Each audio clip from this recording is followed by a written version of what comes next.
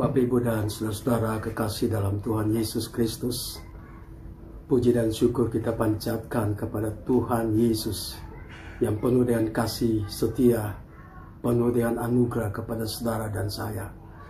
Kalau kita masih hidup sampai pada saat ini, itu semua karena kemurahan dari Tuhan. Penyertaan Tuhan itu sempurna bagi saudara dan saya. Walaupun dalam beberapa waktu lalu ada beberapa saudara mungkin sakit, tetapi kita tidak sampai bermuara kepada kematian. Mungkin dalam beberapa waktu yang lalu saudara mengalami krisis dalam keuangan, tapi krisis dalam keuangan itu yang terjadi pada waktu yang lalu tidak terjadi untuk hari ini.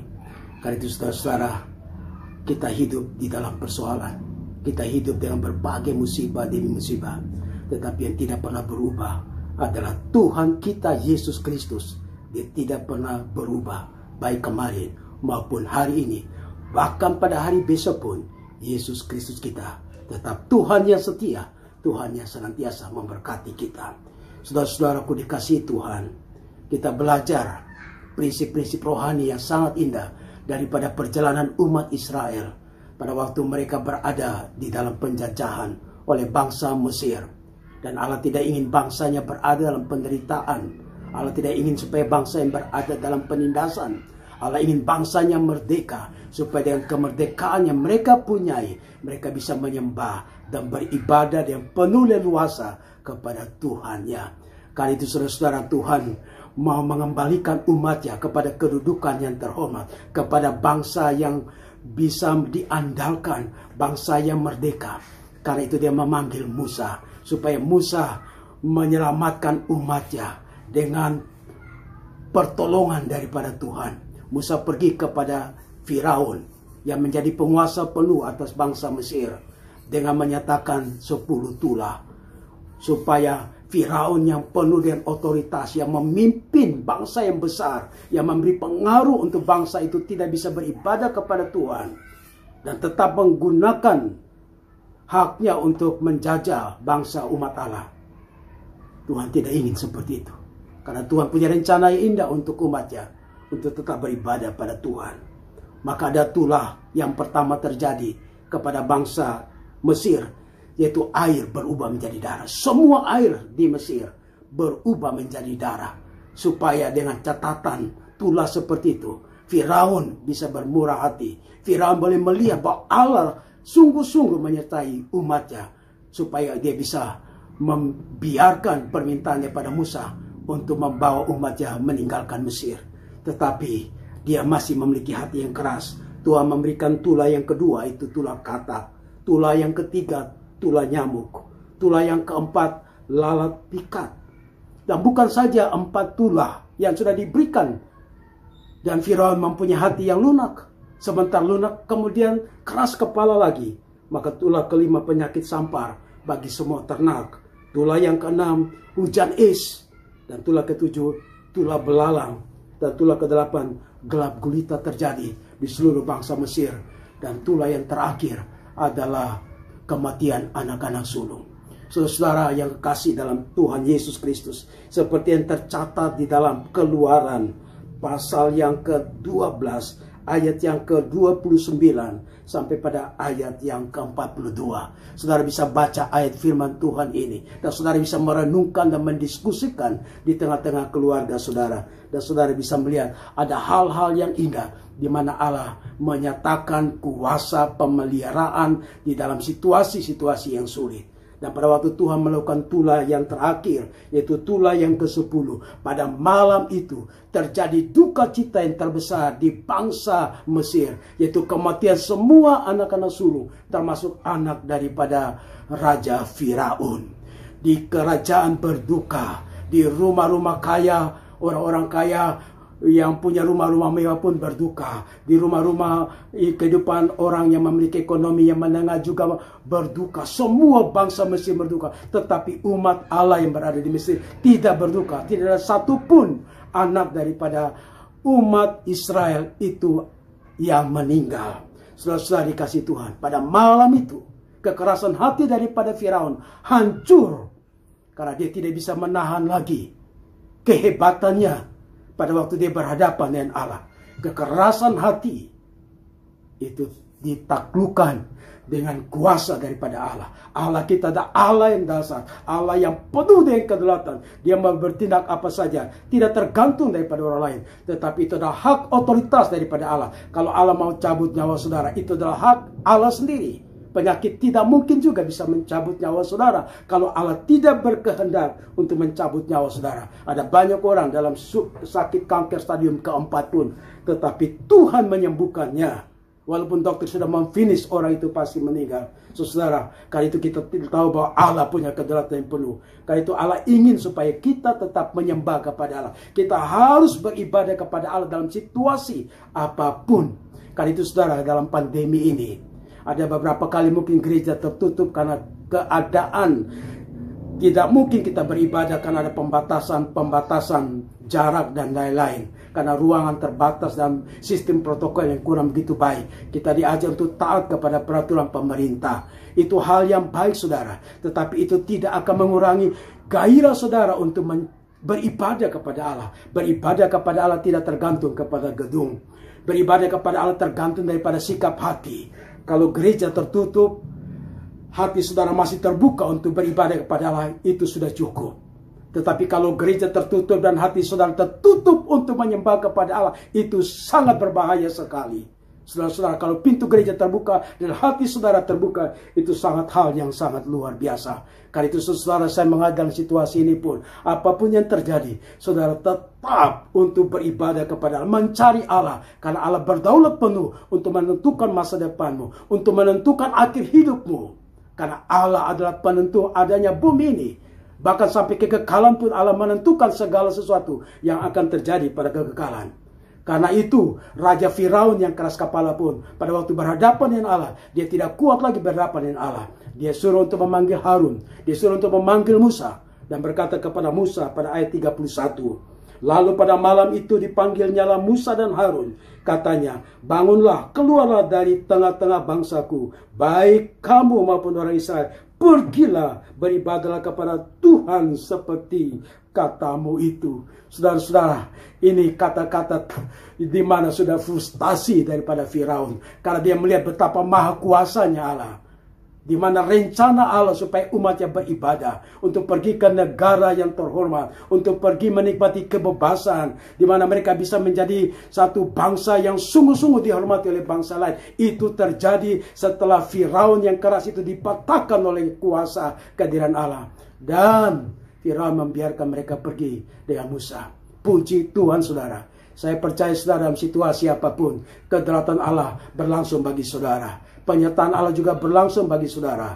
Tuhan akan campur di dalam setiap proses kehidupan saudara, supaya saudara tetap cinta Tuhan. Walaupun ada banyak hambatan yang merintangi saudara tidak beribadah kepada Tuhan, Tuhan akan mengatasi hambatan-hambatan saudara untuk tidak bisa beribadah itu. Karena dia rindu supaya dalam situasi apapun, sepanjang hidup saudara, dia ingin supaya saudara tetap beribadah, mencari dia dan menemukan dia, dan beribadah dalam koinonia, dengan fellowship yang selama-lamanya bersama-sama dengan dia. Karena nanti pun dalam kekekalan kita akan hidup koinonia bersama-sama dengan Tuhan.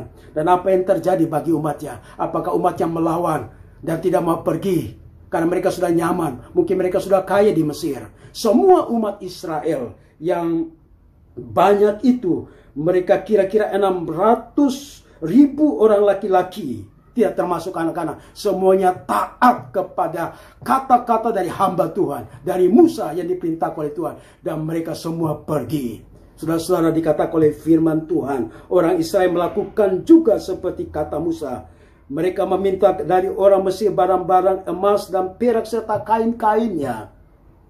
Asalkan taat saudara. Kalau saudara taat, saudara tahu itulah kehendak Tuhan, saudara taat, maka Tuhan akan menyertai saudara. Tuhan akan membawa saudara kepada sesuatu yang mungkin saudara tidak pikirkan. Karena tujuan daripada Tuhan adalah bukan rancangan kecelakaan, tetapi rancangan damai sejahtera. Kalau saudara pegang janji Tuhan, saudara berjalan rel Tuhan, maka itu rel yang tepat. Karena rel sukses, rel kebahagiaan itu ada di dalam tangan Tuhan. Pegang tangan Tuhan dengan cara apa? Beribadah, tetap eksis kepada Tuhan. Dan apa yang terjadi yang dilakukan oleh Tuhan. Ayat 36, dan Tuhan membuat orang-orang Mesir bermurah hati terhadap bangsa itu, sehingga memenuhi semua permintaan mereka. Demikianlah mereka merampasi orang Mesir itu. Saudara-saudara, apa yang dilakukan oleh Tuhan kepada bangsanya setelah bangsanya diminta untuk meninggalkan penjajahan dan pergi ke satu tempat dan mereka bisa bebas beribadah kepada Tuhan. Apa yang dilakukan Tuhan?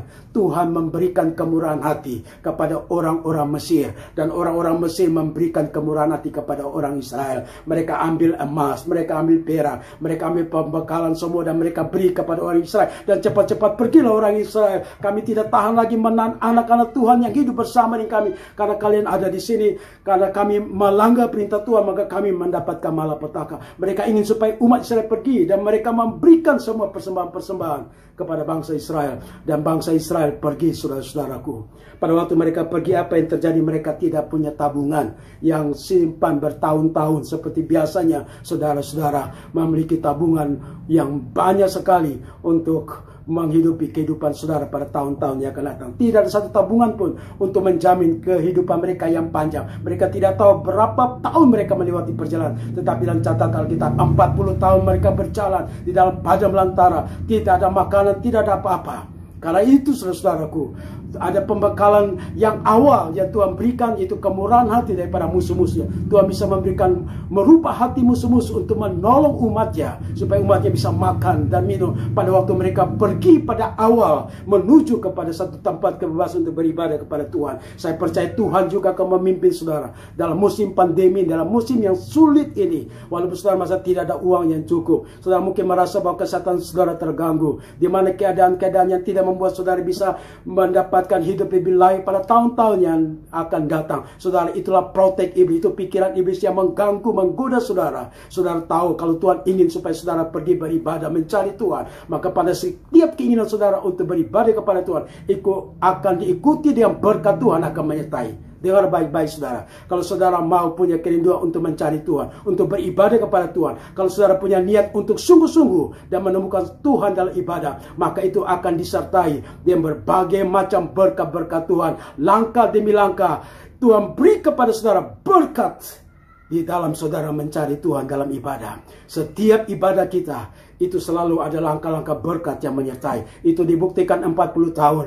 Mereka tidak ada punya bekal bagi mereka, seperti tertulis pada ayat 39. Mereka tidak dapat berlambat-lambat, dan mereka tidak pula menyediakan bekal bagi mereka.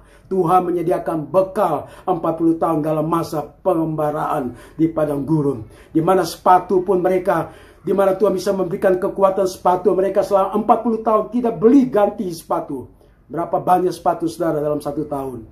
Umat Israel dipelihara Tuhan. Kaki mereka tetap kuat berjalan di dalam gurun, di dalam batu dan jurang yang dalam. Dan Tuhan memelihara selama 40 tahun. Cuaca yang mungkin buruk, cuaca mungkin hujan, mungkin salju dan lain-lain, tapi tidak ada yang sakit kalau yang setia pada Tuhan. Karena Tuhan melindungi. Tuhan memberi tiang api dan tiang awan kepada mereka. Saudara-saudara yang dikasihi oleh Tuhan, saya percaya kalau saudara taat pada Tuhan, saudara taat pada perintah Tuhan, saudara punya kerinduan untuk mencari Tuhan sungguh-sungguh untuk tujuan beribadah, karena ada kuasa dalam ibadah. Kalau saudara punya rindu untuk beribadah kepada Tuhan, maka semua hambatan dalam pandemi, krisis ekonomi, krisis kesehatan, Tuhan akan pulihkan. Saya juga baru dipulihkan oleh Tuhan dalam beberapa hari ini. Saya juga ini adalah khotbah pertama setelah saya sembuh. 3 hari saya sakit dan saya tahu bahwa Tuhan menyertai. Waktu saya demam dan panas, saya berkati darah, Yesus tolong dan pulihkan hamba-Mu. Dan saya bersyukur hari ini khotbah yang terjadi pada waktu saya sungguh baru saja dipulihkan dijamah oleh Tuhan. Dan suara saya juga masih kurang begitu torba. Tapi saya sangat bersyukur bahwa Tuhan punya rencana saya. Kalau kita mau mencari Tuhan, kalau kita mau beribadah, kali itu Tuhan akan memberkati kita. Karena tujuan Tuhan bagi kita yaitu supaya kita bisa beribadah kepada Dia. Dengan apa yang dilakukan Tuhan, yaitu Tuhan membebaskan umat Israel keluar dari penjajahan dan memberikan tulah kepada musuh, supaya musuh boleh terbuka hati, supaya mereka mau membiarkan Israel pergi menyembah kepada Tuhan. Dan itu terjadi dengan cara Tuhan. Saya percaya saudara-saudaraku, mari kuat dalam iman. Dalam situasi seperti ini, mungkin saudara tidak bisa datang beribadah oleh karena kesehatan saudara terganggu. Mungkin alasan-alasannya lain. Tapi jangan itu mengurangi saudara untuk beribadah secara pribadi. Ibadah yang benar adalah buka hati dan mendengarkan suara Tuhan. Ibadah yang baik adalah saudara menghadirkan Tuhan di dalam hubungan pribadi saudara. Saudara punya Alkitab, saudara bisa baca Alkitab, dan ada suara Tuhan dalam Alkitab. Saudara bisa memuji Tuhan. Saudara menjadi singer dalam ibadah sendiri. Saudara menjadi pengkhotbah bagi saudara pada waktu saudara mungkin tidak kesempatan beribadah. Saudara punya kesempatan itu. Jangan membiarkan diri saudara untuk tidak beribadah kepada Tuhan. Jangan menjauhkan diri dari persekutuan-persekutuan ibadah seperti ini dibiasakan orang lain. Karena tujuan hidup kita, tujuan Tuhan bagi kita adalah supaya kita bisa beribadah kepada Tuhan. Karena Tuhan akan campur tangan dalam kehidupan setiap kita. Walaupun kita berada dalam berbagai macam masalah, Tuhan akan menolong masalah saudara, asal tujuannya saudara mau beribadah kepada Tuhan. Kiranya Tuhan memberkati firman Tuhan ini, menguatkan saudara. Walaupun kita mungkin tidak berada dalam satu lokasi yang sama, tapi saya percaya ibadah saudara di rumah kuat, ibadah kita di gereja juga kuat. Kalau kita beribadah, kita melihat pintu surga, menerima semua penyembahan daripada semua anak-anak Tuhan, baik yang beribadah di gereja maupun beribadah di rumah maupun beribadah di tempat-tempat lapangan dan lain-lain. Kalau semua dengan hati yang sungguh murni, hati yang kudus, itu ibadah yang mulia. Karena itu saudara, dalam musim pandemi ini saya percaya Tuhan Yesus bersama-sama dengan kita. Tuhan akan pulihkan saudara. Tuhan akan memberikan kesehatan yang baik bagi saudara. Seperti Tuhan memulihkan saya beberapa waktu yang lalu. Tuhan juga akan memulihkan juga ekonomi saudara. Karena sumber berkat ekonomi itu ada pada tangan Tuhan. Kesehatan pada Tuhan. Tuhan yang bisa menolong dalam situasi ini. Tidak ada orang lain bisa menolong. Teman saudara akan meninggalkan saudara kalau saudara punya beban begitu berat. Tapi Yesus saudara dan saya tidak pernah meninggalkan saudara untuk sedetik apapun. Tuhan Yesus kiranya memberkati saudara. Mari kita tunduk kepala, kita berdoa. Bapa di surga, terima kasih untuk firman Tuhan ini. Hamba berdoa biar Tuhan menguatkan iman daripada kami umat-Mu. Engkau ingin supaya kami tetap beribadah dalam situasi apapun. Karena itu Engkau datang dan memberikan tulah untuk memperingatkan bangsa Mesir dan Firaun supaya mereka lepaskan umat-Mu untuk pergi beribadah. Dengan 10 tulah untuk melembutkan hati yang keras dan akhirnya mereka lepaskan. Karena Tuhan, dalam musim pandemi dan kesulitan apapun Tuhan beri kepada kami kehausan untuk beribadah, baik di gereja maupun di rumah kami atau di mana saja ada kehausan daripada hati kami untuk beribadah kepada Engkau. Tuhan memberkati jiwa-jiwa yang haus untuk mencari Tuhan sungguh-sungguh dalam musim pandemi ini. Dan hamba berdoa Tuhan memberkati mereka berlimpah-limpah. Dalam nama Tuhan Yesus hamba berdoa. Haleluya. Amin. Tuhan Yesus kiranya memberkati saudara-saudara sekalian. Salam.